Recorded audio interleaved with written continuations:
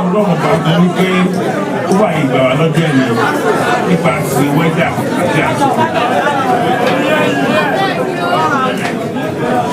Lẹ́yìn eléyìí mo dúpẹ́ lọ́wọ́ àwọn leaders wa láti bàbá sóko bàbá jẹ́ńdà ojú yóò ní orí bí o ẹ̀dàgbàyà lójú yín lágbára ọlọ́run èyí tẹ́ fẹ́ àṣejù yín látara bàbá sóko ẹ̀yin leaders wa báyìí lọ́pọ̀tà gbogbo lọ́wọ́ gbogbo yín o.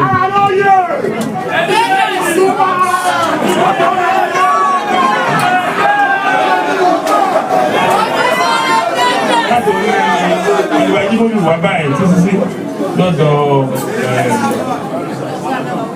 pampa ọkùnrin mẹ́ta tó fantasia. Ṣé rí ọ̀rọ̀ tó wà lẹ́yìn ó sọ ọ̀rọ̀ tó wà lẹ́yìn.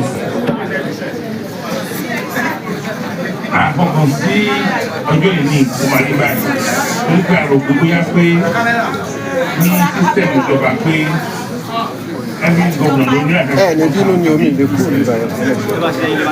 Tó gbà sí ọ̀gá ẹ̀ pè mí láti ọ̀gá pé a tó wẹ́ ní gómìnà àwọn ní aláṣọ ìgbẹ́ fún ìlú tó náà parí táwọn tó wá dábà wú lọ until last week torí pé òun ò ṣe mọ́. Wọ́n rò pé ní agbára Ọlọ́run bóyá owó ṣe rí ìpè láti lè gbé ìwà rescue àpò ìnáṣọ state yìí pé common one of the people must be strengthened and sustained. Àwọn tó wá ń bá mi pẹ́ẹ́pẹ́ ní wọ́n káàkiri state wọ́n lọ káàkiri àwọn bá ń gbogbo ẹ̀bọ̀ ní káàkiri state wọ́n fi lábọ̀ àwọn èèyàn pè mí káàkiri everywhere. So wọ́n wá overwhelmed pé at this point in time it's a call to service.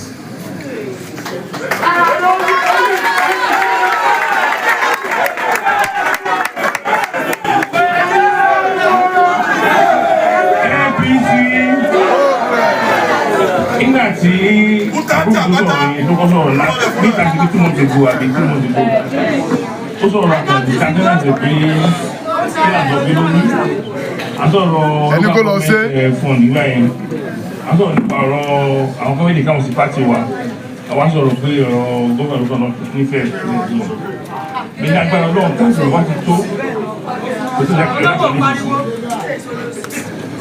The will of God has come to pass. Ó pé ní agbára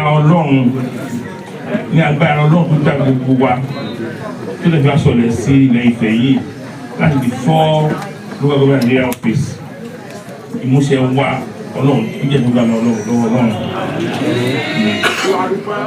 Wọ́n máa kọ́ nìkan pé mo lè mo bá mo tún gbà.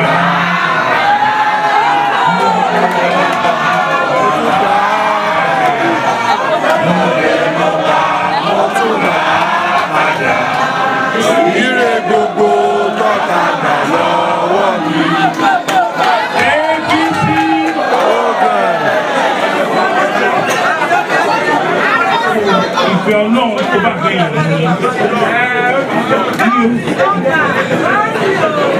ní orúkọ gbogbo wa àdókò ọba wa ti gbogbo àkàtúntò àwọn ní àtàwọn ètò wa sí káàkiri láti jẹ́ pé it's time for us to serve the people and we have no choice. Ẹjọ́ lẹ́yìn mímọ́ ẹ̀kọ́ kan ṣe sọ àti ọ̀rọ̀bẹ gbọ́dọ̀ àti ìjọba àti PSP ẹjọ́ wọ́n akẹ́kọ̀ọ́ wa sábẹ́ náà wọ́n ẹ̀yìn wa one body in one Christ ní gbogbo wa. Mo lè fẹ́ aṣọ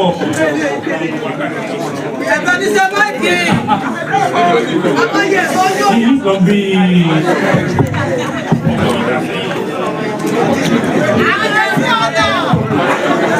nígbà bí 3 days ago mo alọ́sílẹ̀ bàbá bíbí ẹ̀mí aṣíwájú wọn ṣe bá dé bẹ́ẹ̀ ni kábíyèsí Gúúsùà ló bá mi lọ́dọ̀ wọn àwọn sọ̀rọ̀ wọ́n ní pé àwọn bàbá mi ní ìpínlẹ̀ màá làwọn alẹ́ fún un wọ́n á ń béèrè lọ wọ́n sọ fún bàbá aṣíwájú torí pé ọ̀nà tó wà láti Iléṣà Ìbàdàn yìí ó bá ọ̀nà jẹ́ kò lè yẹ kó tó tú wa tó dáa fún wa dùn rárá tọ̀ nígbà tí máa wá sí APC nígbà tá a ṣe coalition that was first condition ta fún Buhari gbà yẹn bẹ́ẹ̀ ló àwọn òbíṣẹ́ yẹn ìgbà Buhari tí wàá lọ òun ò fọ́lù òbíṣẹ́ yẹn mọ́ tí wọ́n á bè lọ wọ́n ní kábí Ògúnṣúà pé ọwọ́ náà sọ fún mi pé mo ní agbára Ọlọ́run mo ti àti agree pẹ̀lú ọ̀gá pátápátá pẹ̀lú special funding pé wọ́n máa bàyẹ̀ iṣẹ́ bẹ̀yẹn ní láfíà mi tó máa ti dá concrete bẹ́ẹ̀ ni concrete all.